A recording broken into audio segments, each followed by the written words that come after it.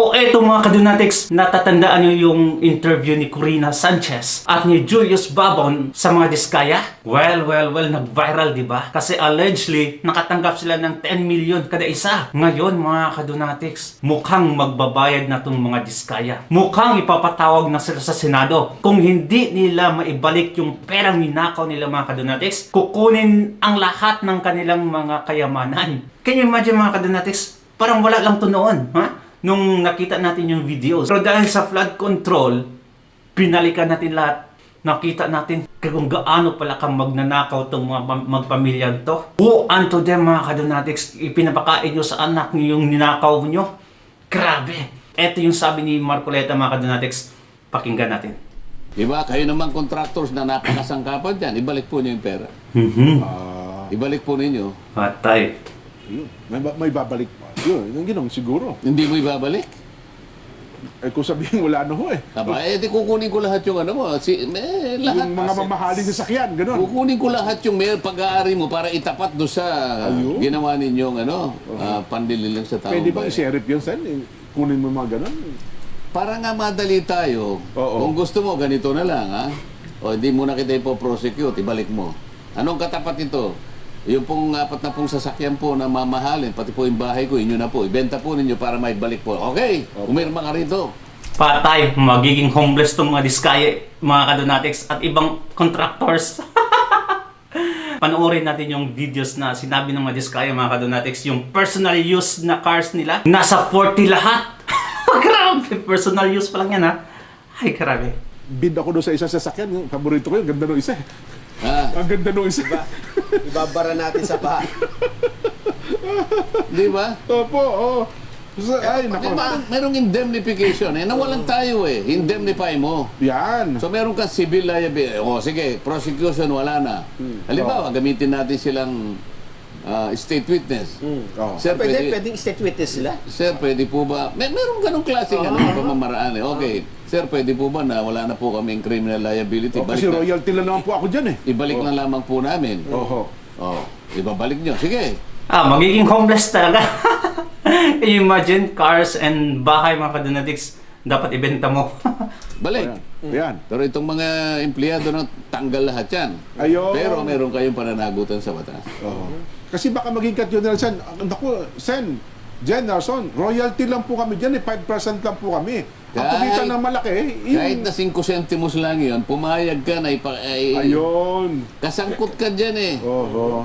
Hindi nyo may palalabas yung multo na project na yan kung hindi ka sumapsaw dyan. Oho. Kaya nyo napalitaw na may project kahit wala dahil magkakasabwat kayo.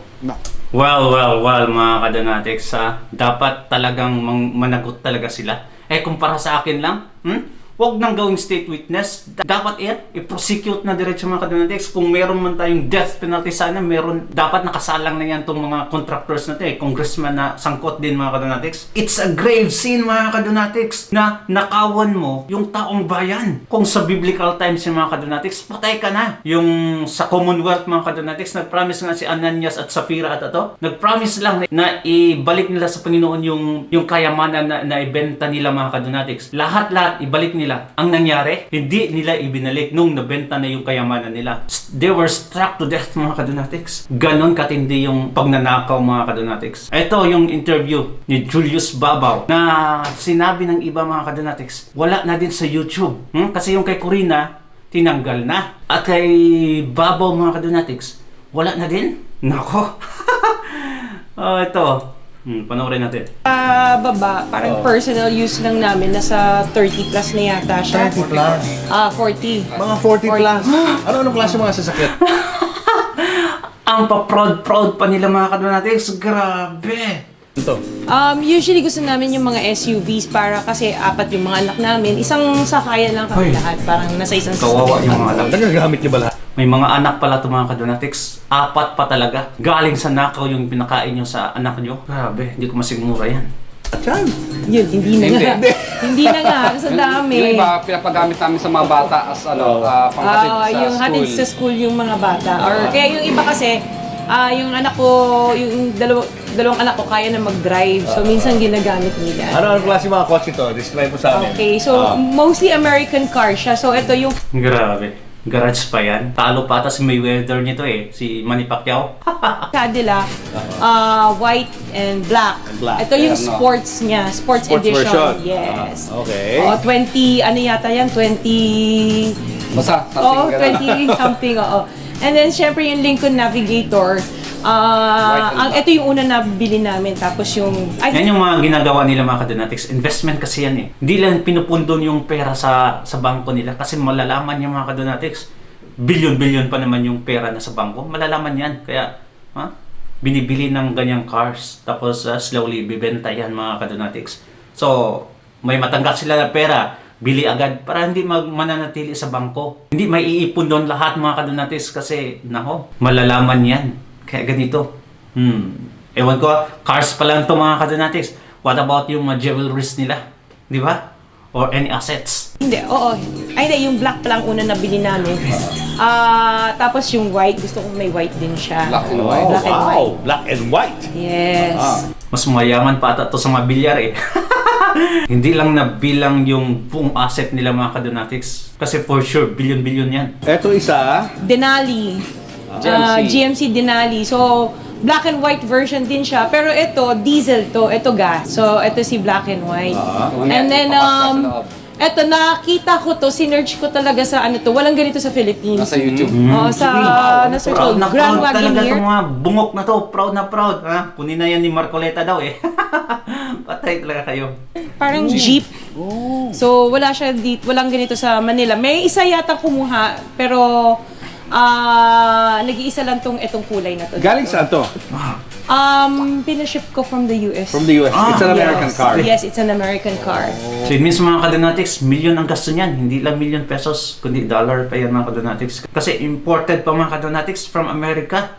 Eh, dollars pa naman sa Amerika mga kadonatics. Dollars din yung bili nito. Yeah. Bakit nagustuhan mo to? Ewan ko, ang ganda ng body niya eh. Tapos parang compact lang din siya. Tapos yung color kasi, ang ganda. Gusto ko red. Nagmamaneho ka rin. Marunong ako mag-drive, left, right. Di alam mo, Kaya nga sabi ng Panginoon na it's easy for the camel to enter to the eyes of the needle than a rich man to heaven. Kasi ito mga kadonatics, itong mga dahilan. marunong mag-park. Yun. Okay. So, yung sa likod, yung Suburban, Sa'yo. dito na yan, local ko na nabilit yan. Local na lang. Oo, si Suburban. Tsaka si Wow, ganda. Alphard. Oo. Ganda naman ito. Oo. So, mahilig kami sa mga malalaking kotse Oo nga kasi eh. para kasya kami. Tsaka yung mga anak ko kasi malalaki. So, here naman, mga pick-up tong dalawang to. Natuwa naman kasi ako sa kanyang lalaki niya eh. So, ito yung Dodge and then the Tundra na Toyota. Sobrang comfortable. Ang ganda ng suspension nito. Imported din to, no? Yes. Parang walang ganito dito, no? Pilipinas. And the color red itself kasi bihira yung red na color nito. And then the Toyota Sequoia. May nag-comment dito, napapasearch na lang ako ng presyo, nagre-range ng 10 million pataas. Yung autobiography Range Rover, 19 million to 25 million ang price. Not just once, 1, 2, 3 mga kadonatics, but 40 and more. Yeah. This is the TRD Pro. So more sports tapos ito yung capstone, yung high-end niya. High-end version. And then ito sa mga unang sasakyan na na-purchase namin, yung X5 tsaka yung F-Pace na Jaguar. Jaguar naman to. Yes. Ang mga unang sasakyan namin to. Anong pinakalagi nyo nagagamit ng sasakyan? Yung Rolls. Dito tayo. Ito pala. Yan. Ito parang hindi na nagagamit to, Sarah. Ito yung one of the first cars na Grabe. meron talaga. Tingnan yung kami grahe mga business. kadonatics. Tingnan nyo, pansin yung grahe mga kadonatics, ang laki. Parang sa mall lang eh. Ay, nako. Ano na to, hindi na nag-reproduce to. So, Wala, ayan. isa sa pinakauna namin na Ito yung hindi namin tinatanggal. GLS, Mercedes-Benz, GLS. One of the S-Class series ng Benz. SUV din siya, hanggang likod, 3 row siya. And then the Volvo XC90. Ito yung gustong-gusto ko na dati na unang bilhin. Nung nabili na namin siya, hindi ko na ginagamit. Ang anak ko, ewan ko, anak ko gumagamit nito. At least nagagamit na rin pala. Yes. Ay, papano, oo. no? Yes. Napakaswerte. Generous naman ni nanay. Ay, nako. Anak lang ang pinagamit, mga kadonatics. Grabe. Pero naman ng mga anak nyo. Oo. And this is one of the most expensive purchases na kotse noon Oo. nabili namin. This is the autobiography Range Rover. Range Rover. 19 Oo, million so pala ito. pinakamahal to 25 noon nung wala pa yung mga nandun sa harap. Mga anong taon yan? 2020? 2020. Yes. Personal use lang namin. Well.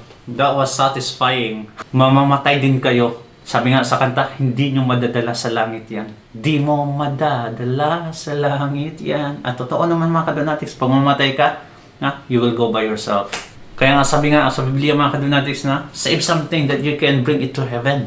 Ano bang pwede nating madadala sa langit mga kadonatics? Our attitude, our character, something we can bring to heaven. That's the only thing that we can bring actually to death. Well, thank you so much mga kadonatics, and ingat palagi, don't forget to subscribe to this channel.